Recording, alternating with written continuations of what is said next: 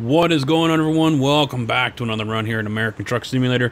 Today in the Viper 389, and some of you guys have been having an issue here with the truck not showing up right if you're in the beta, and it doesn't play well with the beta, or beta doesn't play well, whichever one you want to look at it. I will have a link in the description for the quick fix for this thing until Viper is able to go ahead and update it. Now, he might have done it by the time you guys see this video, so if he has, well, of course, disregard.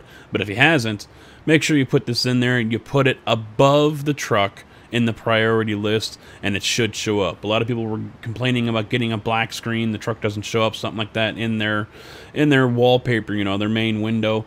So this should fix that issue.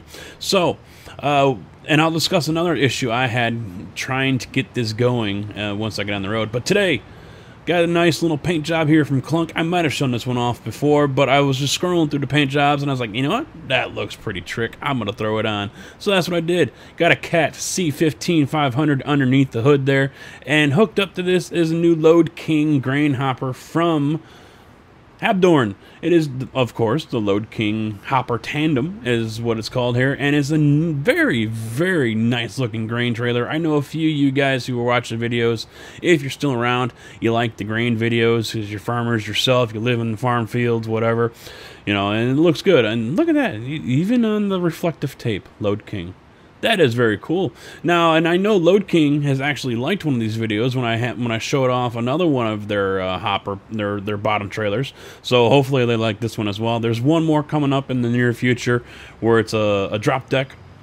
Looking forward to showing that one off. I don't know why I haven't shown it off. I've missed it, but I'll get it to you guys here soon. But I wanted to do something a little more normal too. ATS with the doubles and the triples and the heavy haul.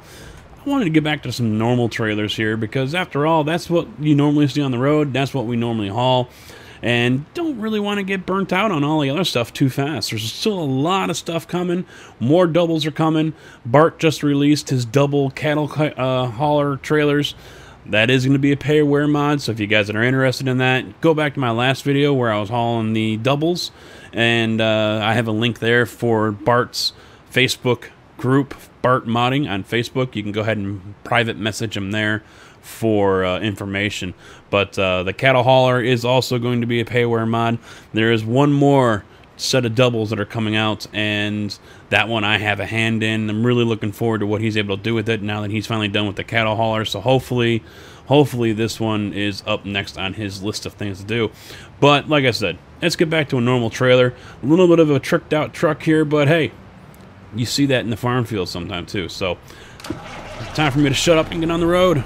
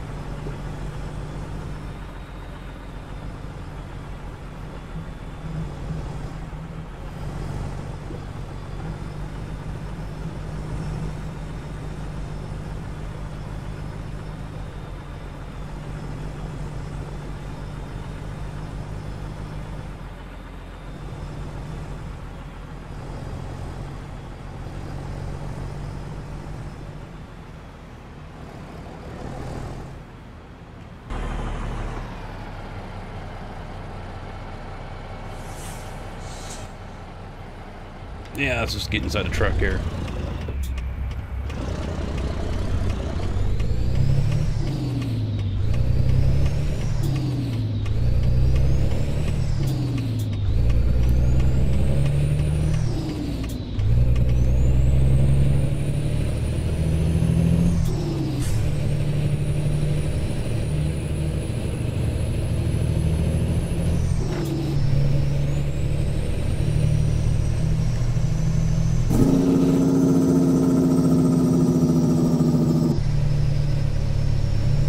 I gotta be honest, the engine brake doesn't really match the engine.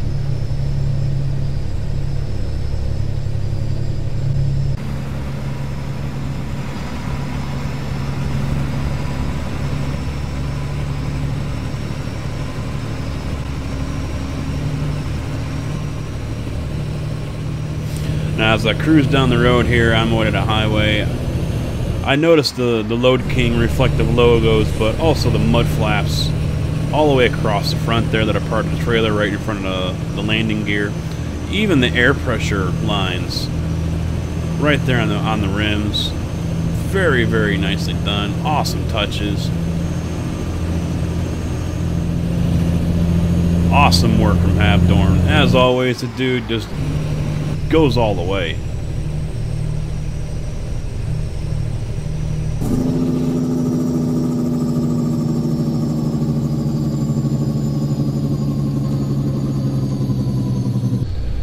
So one thing I wanted to discuss as I get on the highway here was the issue that I had, and it caused a delay getting this video made up for you guys. And ATS updating, as you guys know, as of right now, 1.28 is still in beta, and they've been updating it a couple of times here. And I don't know if it was an update that I had during the day, or you know, maybe there was some kind of glitch between my Steam login and ATS, or whatever the case was. But I come on here to get ready to do a video, and pretty much all of my workshop mods are incompatible. And I'm going, okay, what the hell is going on? And I'm thinking, and I decided to look up Steam and look at the download manager for today, and it showed that at 10:30 there was an update. And when I started up the game here, I got the pop-up saying game version has changed. So I'm thinking, all right, you know, okay, I can understand a game version update's going to break some mods, but all Steam Workshop mods, something's not right here. So I did make a Facebook post saying, hey, you know, something's going on, and so, you know, in case you guys have it too, don't freak out. Bowtie gets on Discord, says, hey, I haven't been having an issue, it works just fine. And of course, some of you guys, you know, sent me a file or sent me a link saying, hey, Viper's got an update.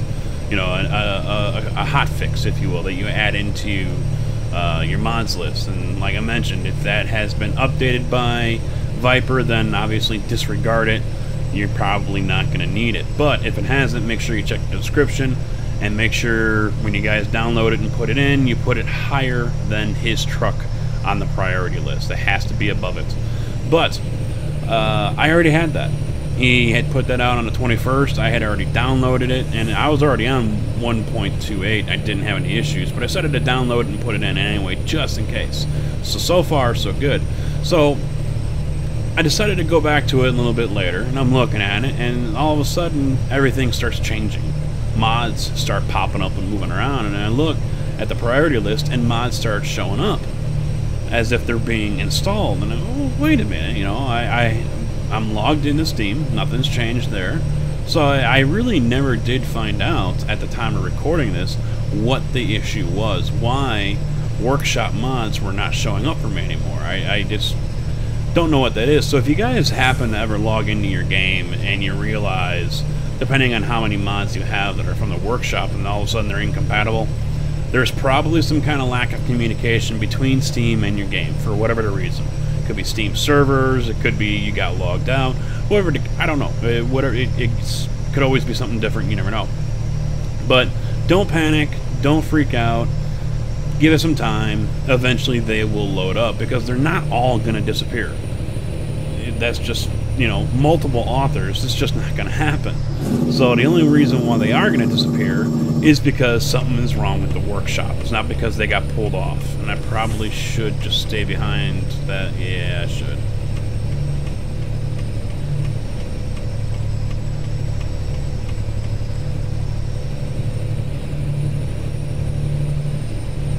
So crisis averted. Some kind of glitch, that's all it was, and back in business here with the mods, and yeah, very happy indeed. And so far, it does not look like too many mods are suffering with this new update here that they're working on with beta. And obviously, if it makes it out of beta, goes live for everyone else, I highly doubt there will be any issues. So any issues that do come up will show up in the beta, and then what mods do have issues will be rectified shortly after the beta is done and it's a full version of ATS. That is, if the modder is still going to update. Keep in mind, they are under no obligation whatsoever to update these. It is under their good graces that we continue to get to use these mods as is. So don't hate the modder, don't bitch him out, don't chew him a new asshole, don't do any of that. If he updates it, say thank you very much, good job, we appreciate it, and continue playing. It's not that difficult. If you guys have something on the workshop and you're using it in your game like I have been doing, make sure you give it a thumbs up, give it a rate up. I've been trying to do that. I have been poor with that. I will admit that. I have been bad with not doing that on a lot of mods. So when I go through these mods and I'm checking them out, if I haven't given it the thumbs up, I make sure I do. Because I'm obviously still using it. I have not unsubscribed to it. So I might as well do that. It takes, what, 5 seconds? Do it. So, but, yeah, I mean, these guys, they do a mod, they work on it, and if they don't jump into another one right away, you know, they have little time to go ahead and do what they want to do, and then it's, you know, back to work on updating or something like that. The more stuff you can put out. I mean, the same goes for me in the videos. Technically, realistically, what I should do, to be fair to everyone, is go back and update every one of my videos whenever something changes. So, a mod, for instance, I should go back and change that. I have almost 500 videos, if I remember correctly, maybe more than that, actually more than that now. I don't have enough time in the day to do that. And, you know, that's where a mods list would come in handy. But, you know, say I get a website, which I've been planning to do here lately. Well, obviously, I would, you know, the best thing to do would be to go back through all of my old videos and update the descriptions with that website. It's not something I'm going to do. So the same thing goes for modders. They're not always going to go back to all of their mods, and some of them have quite a few out there, and update everything to work with the current versions. Plus, keep in mind, a lot of mods, it's not going to be as easy as writing one new line of script or something. You know, sometimes they might have to rework a lot of it. One example, Viper. He was talking about the long nose recently, and people have been requesting a long nose 389. He says, I looked into it. It's just not feasible for me to do. Basically, he would have to change nearly 300 items. 300 things. It was like 289 or something like that, just to get it to work.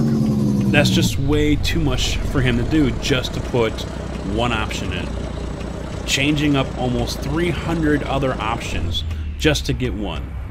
That's just, you know, it just doesn't work. You know, that's not really worth it. You know, one other way to look at it is the risk versus reward. Is the risk versus the reward worth the risk? Now, obviously, there is no reward or risk here, but still, it kind of the general same idea. Is it worth the work? And in this case, I agree with them. It's not. So, for those who are wanting a long nose 389, you're going to have to wait for someone else to do it. Not a big deal.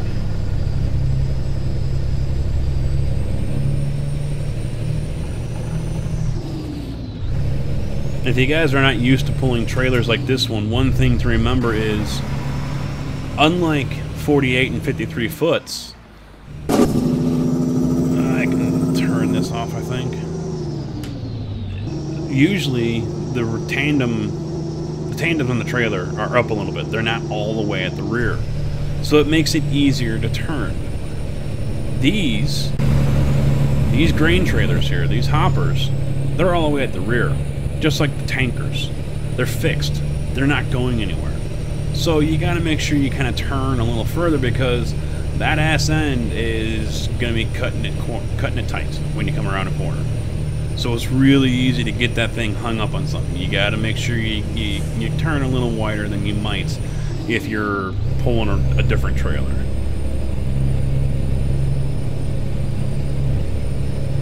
And you gotta picture these guys when they're out in the field, whether it's these or the Wilsons or something like that. You know, they're pulling it in and out of farm fields with these things, and you know the inlet to get into the field from the country road that they're on is probably only 20 feet long, 20 feet wide, from road to field. And it's not even going to be that wide. It's, you know, you're probably talking 15 feet from one side to the other, and then it's a ditch.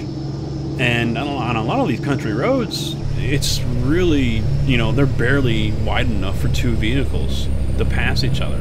So you're talking about getting these things in and out of areas on the fields with not a whole lot of wiggle room. It can be pretty tight, and that's why you'll see a lot of these guys, they're just parked on the side of the road, almost in the ditch if they're able to. So, you know, a lot of these guys who are out there in the fields with these things, they gotta know how these things are gonna turn and everything else, and you know, they do it without tipping these things over into ditches.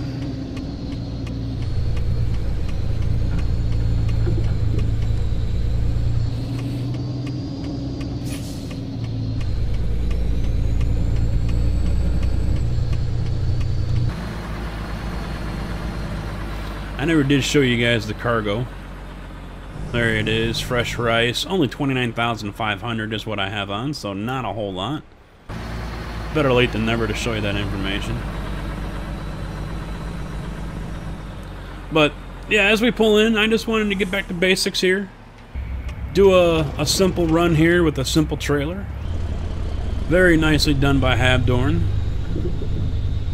But like I also said, I will have another one of these Lode Kings coming up here soon. Hopefully it works for 1.28.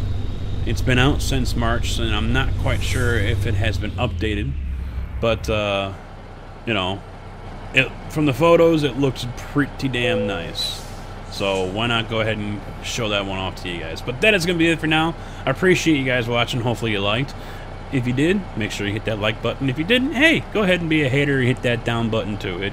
That's fine too. Don't forget to subscribe. Twitter, Facebook, and Twitch for live streams. That's it for now, guys. Take it easy.